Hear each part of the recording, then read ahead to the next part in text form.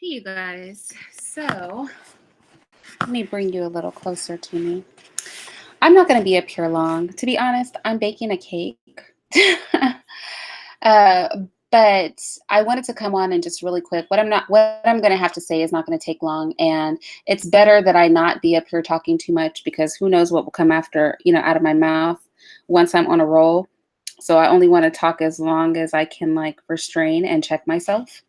But before I get started, I just want to tell you guys to make sure that you come out tomorrow at noon because I will be having Michi X on and it should be an interesting conversation. So with that said, let me go ahead and talk about these riots in Memphis. And I'm not really going to address Brandon Weber because I really don't think that he has tons of relevancy here. As far as like this whole thing is about him. I think people are trying to minimize the riots to being about Brandon Weber with completely ignoring the fact that all over the country in Memphis, there is a history of white on black violence on the authorities having enacting violence against black people, specifically black men. And this goes back, obviously to slavery, but even in the 1800s, you had the Memphis riots where they literally ran out in the street, white people, and were killing and injuring blacks by the hundreds. Just literally robbing, killing them, attacking them, raping the women. This is like real history. So Memphis has a long and sordid history of white people and authority figures um, enacting a level of barbarianism on black people. And to be real, I feel like Brandon Weber, for whatever his flaws were, I'm not going to try to say the guy was a saint. I don't think it was really about him. I think it was just another black person that was shot in a compromising situation. Like beside all the laws he allegedly broke, and I'm going to say allegedly because this is still America, he wasn't convicted of anything, and whatever he did in the past, we don't get to convict people by their past. We get to convict people with evidence in a court of law. So I'm not going to speak on Brandon Weber and what kind of person he is. What I am going to speak on is something that I'm very, very happy about came about in these riots, and that is that people are pissed. Because what I find in our community is that people are too comfortable. Y'all, we're way too comfortable. We are house slaves in America. We live in the big house in America. And we are so comfortable that we overlook a lot of stuff because we're comfortable. We have nice, we have homes, we have clothes, we have recreation. We have the illusion of freedom, and we'll see little black people get picked off here and there, and whether it's by class or because we feel we're not criminals or whatever the case is, right? We will try to overlook it as well as the other atrocities committed against our people, and we will overlook it because we're comfortable. Let's just be real. And so let me be very clear. I don't have a problem with rioting. I don't care. Riot. Riot if you have to. We see white people rioting over the dumbest crap, over sports. Okay? Their team loses, white people will tear some stuff up. Sometimes you have to riot. We have learned this in the history. That's how civil wars get started.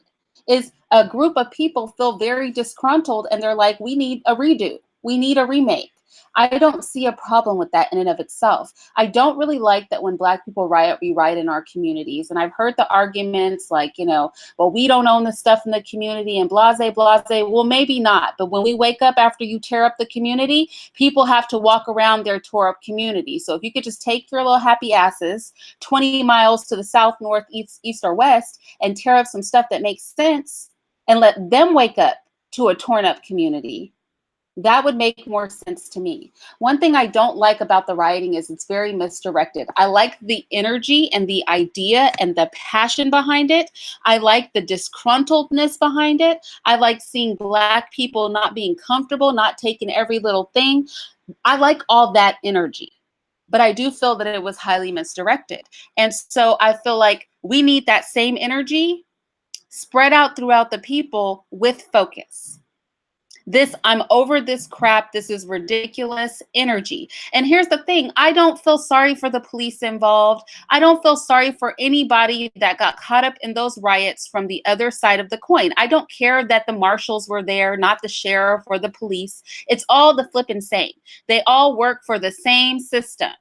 So they're all the same to me. Marshal, sheriff, FBI, CIA, police, they're all a part of the same system. They all are pandering to the same master. So I don't think we need to make petty distinctions, but I don't like the fact that it's unfocused. I don't like the fact that that energy is there and people don't know what to do with it. So they just take to the streets and then toss up the neighborhood that they have to wake up to. I think I have a bigger problem with that than anything. If you want to tear something up or go riot somewhere or go protest somewhere, you take it to them. You make them uncomfortable in their spaces. You make sure that they feel some kind of way when they wake up in the morning because their shit looks tore down, because their neighborhoods, their businesses where they are and they have to go shop and they have to live are a mess. You do that. But I don't think that we do that in our community. Also, it has to have a focus. You just can't be out. I mean, you can, but you just shouldn't be out tearing stuff up. You should have a focus. I know when the Occupy protests took place in Oakland, they were tearing up Black neighborhoods in Oakland. I said, why did you guys not go tear up the banks? You're mad about banking. The hood, go and break some windows on a bank. Now, I'm not advocating y'all do that. I'm just saying, you know, that's where my mind goes. That's why I'm not about to be up here long, y'all. That's where my mind would go, though. I was like, I'm mad that you guys are tearing up the hood. Can you please go tear up, you know, Chase, Wells Fargo? You know what I'm saying? Bank of America, US1. Can you go tear up the bank since you're mad at the bank? And so that's my attitude with the writing. I feel if the people feel there is injustice and the police have killed so many, the authorities, since some people will try to correct me and say it was the marshals, if the marshals, the police, the sheriff, the man has killed so many innocent Black people that at this point we're triggered if you shoot us, period, because you have no room for error. You have zero room for error anymore. You killed too many people. And we've had it up to here, right, with that. Then it's about flipping time. It is about time that people feel some passion that moves them to action, because we sit on our hands.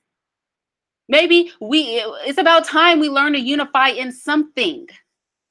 Can we just take that energy, keep that energy, and point it in a direction that makes sense? Get some order behind that. That passion, that energy, that desire to act and to show them this is unacceptable.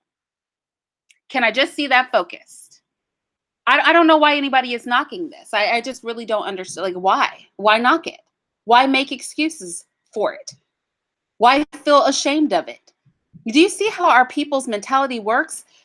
People are moved to action, even though, like, you know, the first time you instinctually do something, it may not be 100% right. But the point is that the meat of it, the core of it, is exactly the passion and emotion we need in our community. And I refuse to knock it. I'm going to need more of our people to wake the heck up. More of our people need to wake up. More of our people need to feel like I have to do something. We should be bursting at the seams to do something, and not getting pissed off at the people who finally did it. Now we can argue about the schematics of the thing, like, you know, could it have been directed? Could they have not torn up the neighborhood so that when they wake up in the morning, their crap is torn up? I don't care if we don't own the stuff or not. We still have to wake up, right? People in that neighborhood still have to wake up and walk around the neighborhood after their stuff is torn up. We can argue about, can we focus this energy? Can we harness this energy? You can have a bullet and a gun and you can shoot that gun like crazy. But if you focus it, you're going to catch a meal. If you focus it, you're going to shoot the intruder in your house. Just wildly shooting a weapon is not going to work. And the same thing goes with energy and passion and outrage. Just wildly flinging it about is not going to accomplish anything. And it's really important not to do it, because once you've expended that, that initial burst of like, what the hell? I'm not taking this anymore.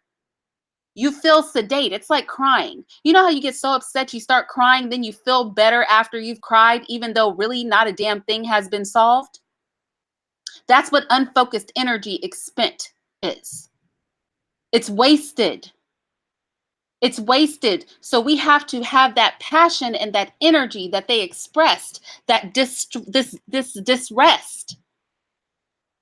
unrest, this unrest, this anger. We have to have that, but focus it. We don't want it to be like the good cry you got out, but your problems are still there. We want it to be focused, like a hunter hunting a deer. I'm patient and I have all the passion to take this animal's head home as a trophy. But I'm going to be very calculated about this shot. And that's really, y'all don't have me on here.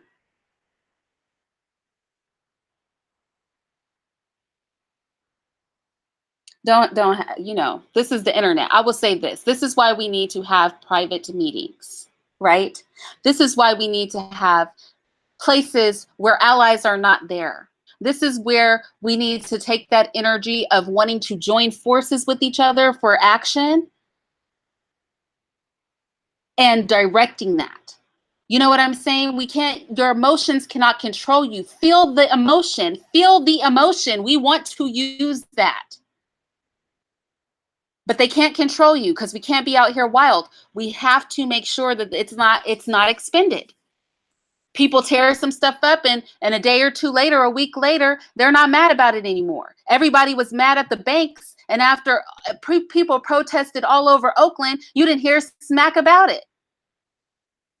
That's the problem with anger and outrage and a desire to act that is just, burst out of you instinctually. We have to be like hunters, because we are not hunting game. You need to think of it like you are a hunter with a gun, but you are hunting a lion, and the lionesses are hunting you. We are hunting each other. So one of us needs to be more calculated than the other. That's the only problem I have with these riots. Otherwise, I don't have a problem. And like I said, Brandon Weber, it's not about him. This is bigger than him. Only a narrow-minded, small-minded person thinks this is completely about Brandon Weber. No, it was just the final freaking straw. You know how your kid can do a whole bunch of big things? They break your table. They break a mirror. They kick the screen door down. Your kids do all that stuff, and then finally they just drop a spoon on the floor, or throw a little spoon or something, or fall out on the floor and start crying, and you were like, this is it. The punishment of your life is coming, because it's not about the spoon or the tantrum. It's about all the stuff that led up to it. And that is how the Black community is. We have let so much slip. So much slip. It's not about Brandon anymore. It's not slipping. You will know at this point that there's not going to be peace about this. Nobody's going to talk about this anymore. We're not going to hold conversations and vigils anymore. We're not going to be sitting by burning candles and you know what I mean? We're not doing that anymore. Nobody's going to be on TV crying and full of emotionality about this anymore. The behavior is going to stop, or it's not going to be pretty. That's where this is. And I don't think anything is wrong with sending that message, because sometimes people don't take you. Have you ever known somebody to be in hysterics and you have to literally lay hands on them for them to stop being hysterical? Like, I didn't want to slap you, but since you don't hear me when I say stop, when I don't say shut up, And then when you slap them, they're in shock. Oh my gosh, you put your hands on me. Well, yes, fool. You weren't getting the message.